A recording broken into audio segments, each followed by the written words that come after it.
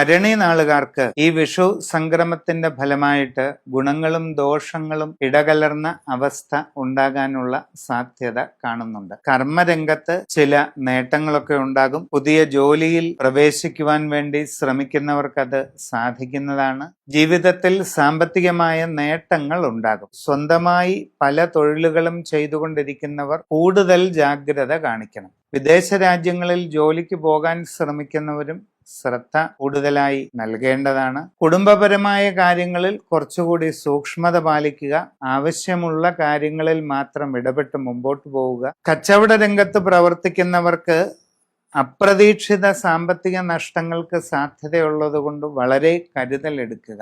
ആരോഗ്യകാര്യങ്ങളിൽ പ്രത്യേകമായിട്ട് ശ്രദ്ധ ഉണ്ടായിരിക്കുന്നത് നല്ലതാണ്. യാത്രാക്ലേശം, അലച്ചിൽ ഇവയൊക്കെ ഉണ്ടാകാനുള്ള സാധ്യതയും ഉണ്ട്.